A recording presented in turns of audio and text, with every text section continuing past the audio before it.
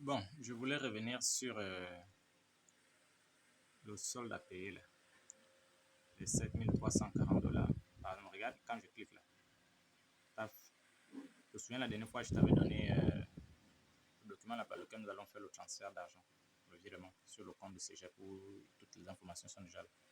Maintenant, ils disent aussi, comme on nous avait déjà dit dans le webinaire, qu'il y a aussi la possibilité de payer par carte bancaire Omnivox. Carte bancaire Visa, je vais dire. Ça peut être Visa, ça peut être Mastercard. Cette carte-là peut être soit une carte prépayée ou bien une carte qui est directement liée au compte bancaire. Comme ça, au moins, quand j'appuie ici, si par exemple la carte est directement liée au compte bancaire, ça veut dire ici, si je clique là, payer les factures, je clique là, ça va me sortir des informations. Je vais mettre mon nom, ce que je suis en train de payer. Et puis aussi, on va me demander, par exemple, de mettre, on va me demander de mettre, par exemple, un exemple, je vais cliquer là.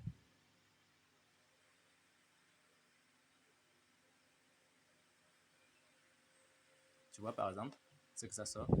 Voilà, ça me met 7340.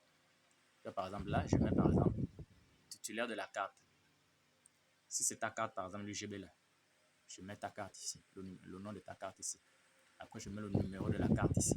Après, je mets la date d'expiration ici. Après, je mets le code secret de ta carte là. Après, je fais effectuer le paiement. Je clique effectuer le paiement. Là, c'est rapide. Là, c'est rapide. Maintenant, ça aussi, c'est un bon moyen de faire le paiement. Maintenant, la question, c'est que quand nous serons en train de faire ça, puisque l'argent sera disponible dans ton compte ou sur ton compte, au lieu de faire encore la transaction, de faire le transfert d'argent à travers le compte de CGEP sur, selon le document et les informations que je t'avais donné là, que eux-mêmes ils ont donné là. Ils ont dit il y a deux modes de paiement. Soit on le fait ici, comme tu viens de le voir là, ou bien on le fait par virement bancaire. Or là, tu vois un peu ce qu'on vient en peine de faire. C'est en 2 4 6. Tu vois, non. Or, ils disent que quand on fait par virement bancaire, ça peut prendre jusqu'à 4 5 jours, 6 jours ou 7 jours même. Et une fois qu'on a fait le virement, il faut que nous on puisse montrer le reçu d'envoi, c'est-à-dire le bordereau d'envoi qu'on a déjà envoyé. Or, si on fait comme ça par voie électronique, facilement comme ça, c'est-à-dire par carte bancaire, tout de suite, ça arrive sur leur système. Maintenant, la question c'est que il faudrait maintenant, si on est sur le point de faire, si on doit faire le paiement de ces frais de scolarité là au travers de la carte bancaire, ta carte bancaire, ça veut dire qu'il faudra signaler au gestionnaire d'augmenter le plafond. Peut-être ta carte bancaire a des limites. Il y a par exemple un genre de paiement qu'on ne peut pas faire, parce que c'est quand même beaucoup, comme ils avaient déjà parlé au séminaire, puisque c'est quand même 7340 là. C'est un peu l'équivalent de plus de, plus de 3 millions de francs CFA. 3 millions plus quelque chose. Tu vois un peu. Donc, est-ce que la banque, ta carte bancaire, a un plafond? Si oui, ou sinon, ce jour-là, tu vas devoir confirmer avec ton gestionnaire. Parce que moi, je pense que le meilleur paiement, c'est sur la carte bancaire, quoi. C'est-à-dire, je viens avec l'ordinateur sur place, là où il y a la connexion Internet, toi et moi. Et puis, on se connecte sur ma plateforme Omnivox, là. Et puis, on fait le paiement. Comme tu viens de voir dans 2 4 6 là. On prend directement les informations de la carte, avec bam, film, c'est fini. On a débité, tranquille. On reçoit un message à la minute, virement, comment on appelle ça? Facture payée. Voilà notre reçu, on m'envoie ça par email directement. Et puis on a fini avec ça. Donc il dit ceci. Il dit ça. Pas besoin.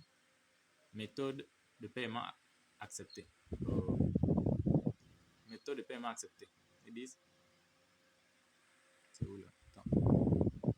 Pas besoin. Ouais, il dit pas besoin de carte de crédit pour payer en ligne.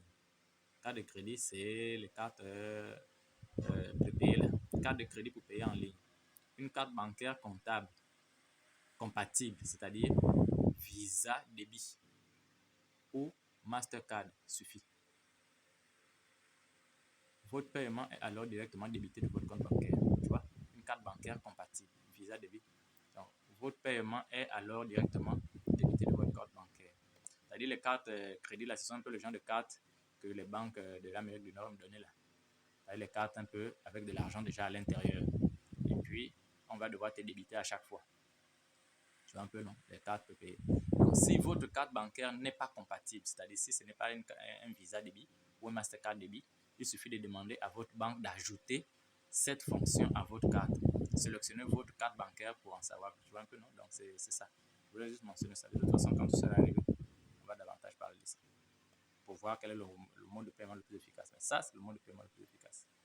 Tu vois, non? Bref, quoi qu'il en soit. C'est quand même 7340 $.